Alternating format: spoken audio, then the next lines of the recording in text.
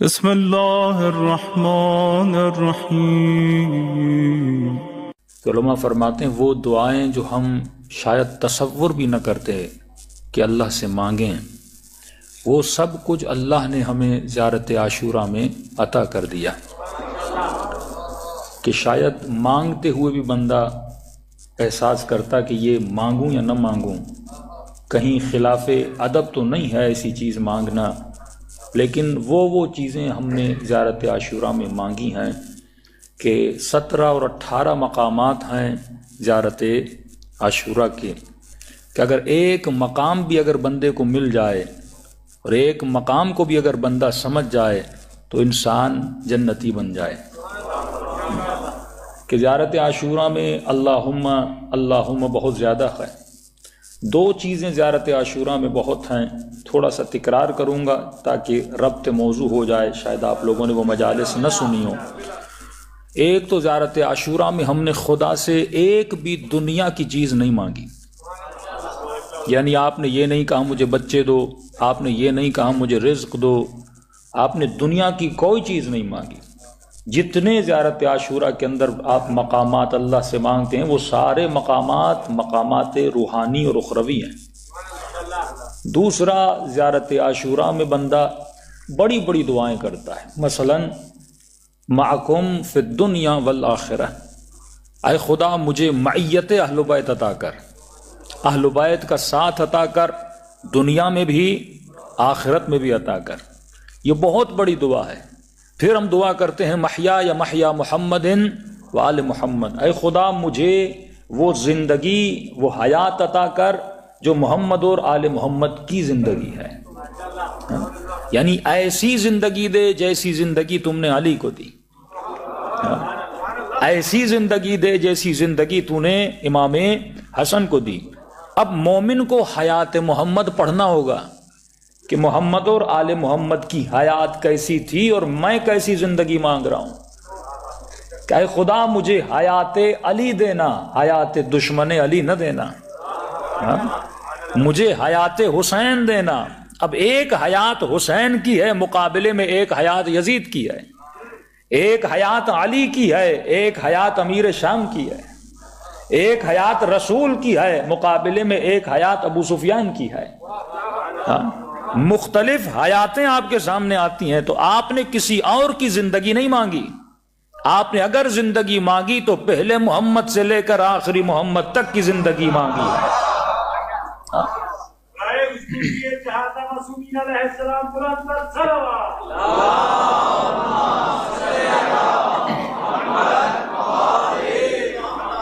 کہ ایک مجھے معیت محمد اور آل محمد چاہیے، ان دونوں کا ساتھ چاہیے۔ اب اس ساتھ کی برکت کیا ہے میں بتاؤں گا۔ دوسرا، مجھے حیات محمد اور آل محمد چاہیے، ومماتی ممات محمد وآل محمد، اے خدا اگر حیات ان جیسی عطا کر رہے ہو تو پھر موت بھی ان جیسی مجھے عطا کرنا۔ مطلب یہاں پر دعائے شہادت بندہ مانگ رہا ہے کہ اے خدا جیسی سانسیں اہل بیت کی نکلی تھیں ویسی پرواز میری روح کی ہونی چاہیے۔ مطلب مجھے جہالت کی موت نہیں چاہیے، مجھے علم و عمل کی موت چاہیے، مجھے ہدایت والی موت چاہیے۔ پھر وہاں پر دعا کرتے ہو اے خدا ورزقنی البراءہ، مجھے ایک رزق عطا کر۔ آج تک ہم نے اس کو رزق کی صورت میں نہیں دیکھا تھا۔ زیارت عاشوراء میں امام تجھے بتا رہے ہیں کہ براءت بھی رزق ہے، یہ ہر کسی کو عطا نہیں کیا جاتا۔ بموالاتکم، یہ جو موالات اور ولایت اہل بیت ہے یہ بھی رزق الہی ہے، اور یہ جو براءت ہے اہل بیت کے دشمنوں سے یہ بھی رزق الہی ہے۔ کہ علماء فرماتے ہیں اگر بندوں کی آنکھیں کھل جائیں اور دیکھیں کہ فرش عزائے حسین ابن علی پہ کتنے ملائک آئے ہوئے ہیں، کہ یہ سفرہ پروردگار عالم ہے، کہ خدا کہتا ہے جسے جتنا رزق لینا ہے اٹھا کے لے جائے۔ یہ تو بندے کا ظرف بہت چھوٹا ہے، اس کے ظرف کی وجہ سے وہ رزق کم اٹھاتا ہے۔ اگر ظرف پھیل جائے تو اس سفرے سے کوئی سلمان بنے، کوئی میثم تمار بن کے جائے۔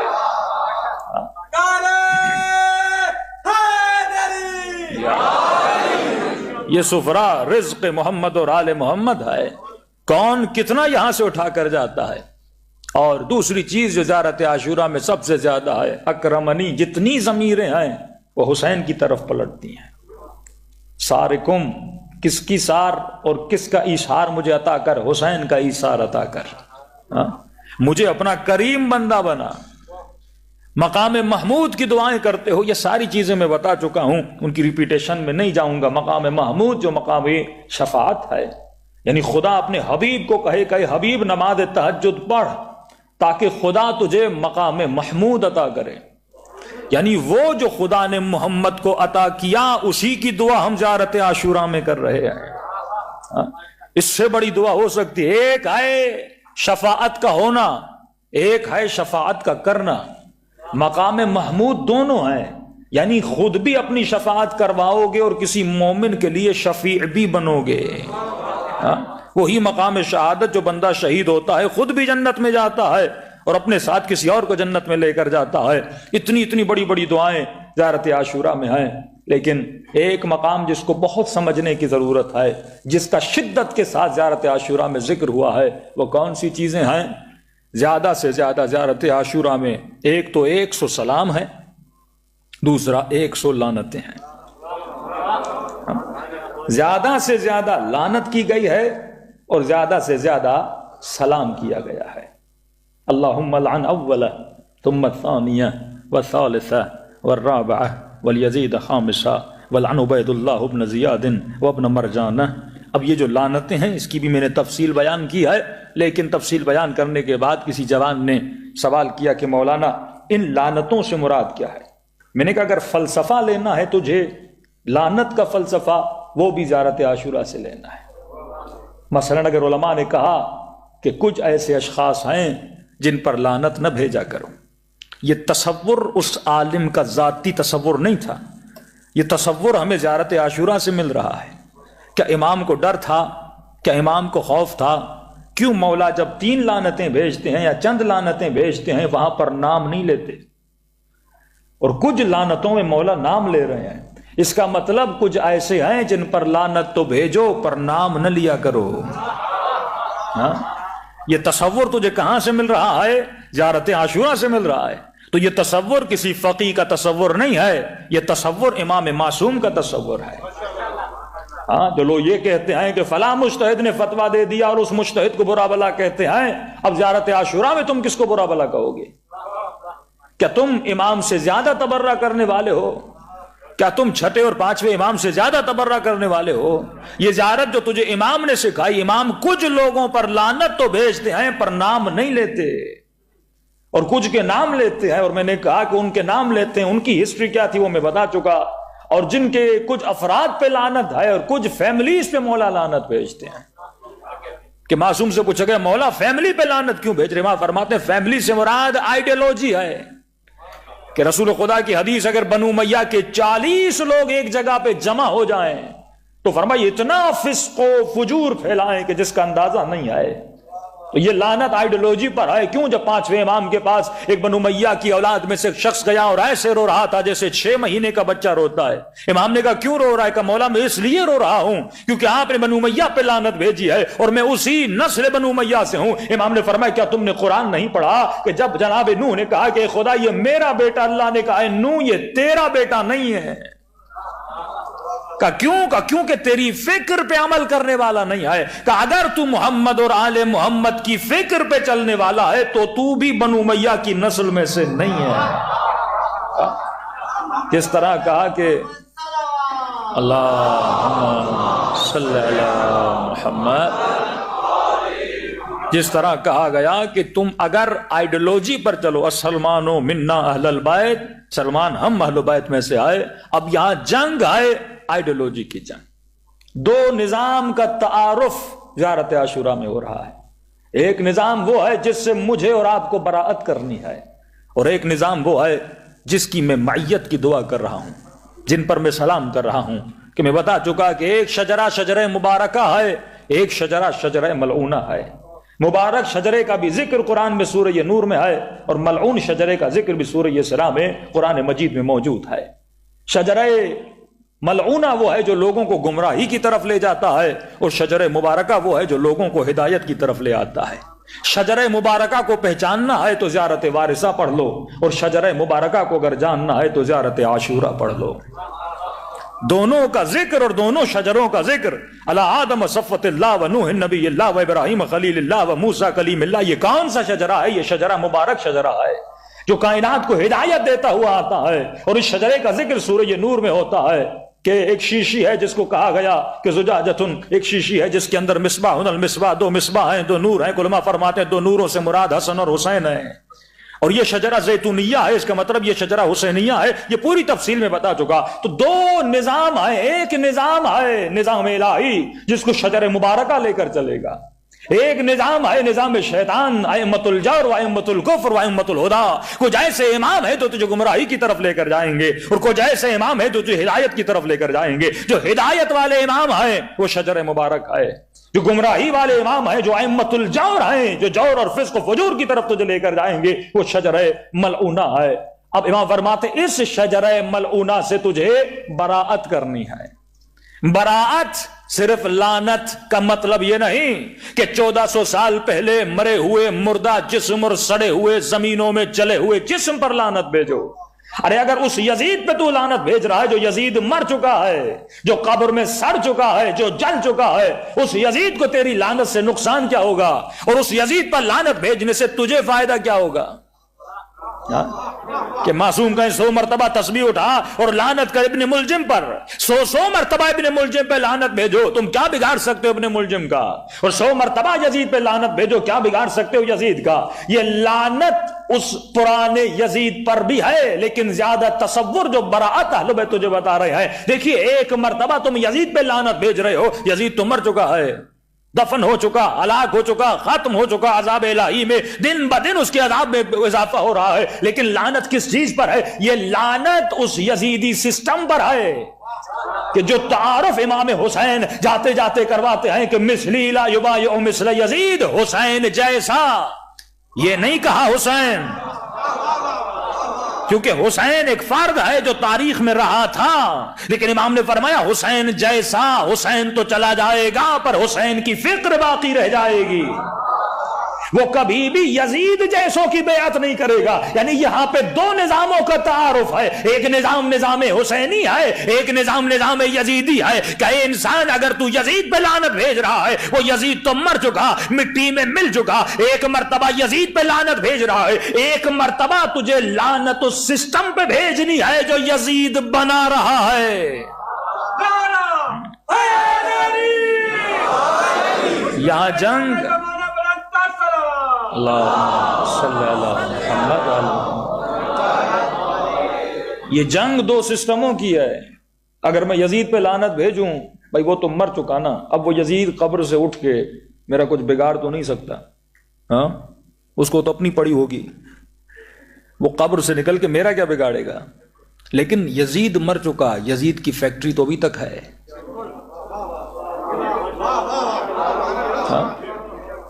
ہاں یہ تصور صحیح ہے کہ حسین حق ہے اور حق زندہ ہے، یزید باطل ہے اور باطل کو ایک نہ ایک دن جانا ہے، لیکن گیا تو نہیں ہے۔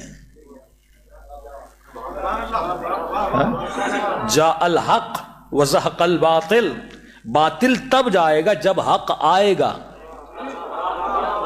سمجھ رہے ہیں بات؟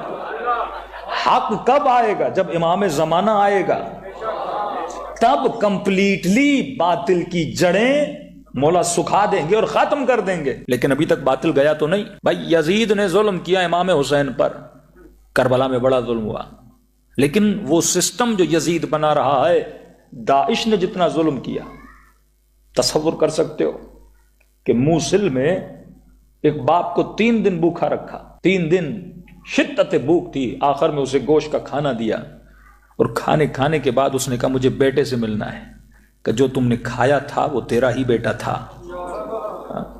یہ وہ سسٹم ہے جو لوگوں کو زندہ جلا رہا تھا۔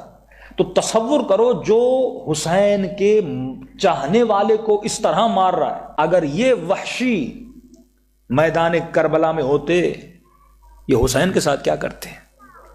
ہاں سسٹم تو ابھی تک باقی ہے نا۔ جو سسٹم یزید بنا رہا ہے، جو سسٹم یزید کی فکر بنا رہا ہے، جو سسٹم فسق و فجور بنا رہا ہے. اب ہمارا تصور یزید کے لیے اتنا چھوٹا نہیں ہونا چاہیے جو تاریخ میں پھنس کے رہ جائے. اے انسان، وقت کے یزید کو پہچان، اور تو وقت کے حسین کو پہچان اور حسینی کردار کو پہچان. اگر مجھے اس سسٹم کا مقابلہ کرنا ہے تو مجھے بھی تو ایک ایسا سسٹم بنانا پڑے گا نا جس سسٹم میں حسینی بچے پیدا ہوں، جس سسٹم میں زینبی بچے پیدا ہوں، جس سسٹم میں اکبر جیسے جوان پیدا ہوں، جس سسٹم میں سیدہ زینب جیسی خواتین پلیں اور بڑھیں اور پیغام حسین کو بڑھائیں. لیکن افسوس سے یہ کہنا پڑتا ہے کہ جس طرح قرآن کی آیت ہے کہ اب پروردگار عالم کہتا ہے کچھ لوگ ایسے ہیں جو قرآن تو پڑھتے ہیں پر یہی قرآن ان پر لعنت بھیج رہا ہوتا ہے. آج کچھ لوگ ایسے ہیں جو یزید پہ لعنت تو بھیج رہے ہیں، اظہار براءت تو کر رہے ہیں، لیکن اس نے لعنت کو سمجھا ہی نہیں ہے. یہ یزید پر لعنت بھی بھیجتا ہے اور یزید کے سسٹم پہ عمل بھی کرتا ہے. یہ کچھ لوگ ایسے ہیں یعنی لعنت تو بھیجتے ہیں پر لعنت پلٹ کے انہی کی طرف آتی ہے کہ تو کیسی لعنت بھیج رہا ہے جبکہ تو سسٹم میں یزید میں رہ رہا ہے. اب آخری زمانے کی ایک نشانی بتا دوں تاکہ آپ کو براءت کا سسٹم سمجھ آئے. براءت یعنی خود کو خالص بنا، براءت یعنی خود کو خالص بنا اور سسٹم ولایت میں آ جا اور سسٹم یزید سے نکل جا. لیکن جب تک تو سسٹم یزید کو سمجھے گا نہیں کہ یزید کا سسٹم کیا تھا، جب تک تو شمر کو نہیں سمجھے گا، جب تک تو ہرملا کو نہیں سمجھے گا، جب تک تو یزید کو نہیں سمجھے گا. ارے یزید اگر یزید بنا تو یزید کیوں بنا؟ شمر اگر شمر بنا تو شمر کیوں بنا؟ وہ صفت جو شمر کے وجود میں تھی کہ امام فرماتے ہیں ایک تو یہ بڑا حاسد اور حسود تھا، یہ حسد کرتا تھا. دوسرا یہ شمر جو تھا یہ بہت زیادہ تانے دیتا تھا. فرمایا اس کے پتھروں نے ہمیں اتنی تکلیف نہیں دی جتنا اس کے تانوں نے ہم نے تکلیف دی. کہ حسین سجدے کی حالت میں ہے، آخری سانسیں حسین لے رہے ہیں، پھر بھی مولا کے قریب جاتا ہے اور حسین کے کانوں کے قریب کہتا ہے فوج یزید خیموں پہ حملہ کرو، علی کی بیٹیوں کی چادریں چھینو. کہ اس کے تانوں نے ہمیں تباہ و برباد کیا. یہ وہ تانے تھے جو انسان کے جگر کو جلا دیتے تھے. یہ وہ تانے تھے جس نے زینب کو رلایا تھا. یہ وہ تانے تھے جس نے سکینہ کو رلایا تھا. فرمایا مومن اب تو براءت شمر سے کر رہا ہے، لیکن اگر تیرے وجود میں وہی شمر والا حسد ہے اس برات کا کیا فائدہ؟ علی والا یزید پہ لعنت بھیجے لیکن خود نشے میں مبتلا ہو، خود شراب میں مبتلا ہو. یہ کیسی لعنت ہے کہ میں کر بھی رہا ہوں لیکن اس لعنت سے میں دوری بھی نہیں کر رہا. تو سمجھو یزید ایک پورا سسٹم ہے، ایک ایسا سسٹم جو تمہارے بچوں کو فاسق بناتا ہے، ایک ایسا سسٹم جو تمہارے بچوں کو فاجر بناتا ہے. پر میں آخری زمانے میں اختلاط حق و باطل ہو جائے گا، اور جو ڈیوٹی امام زمانہ کی ہے امام آنے کے بعد کریں گے وہ امام لوگوں کو خالص کریں گے.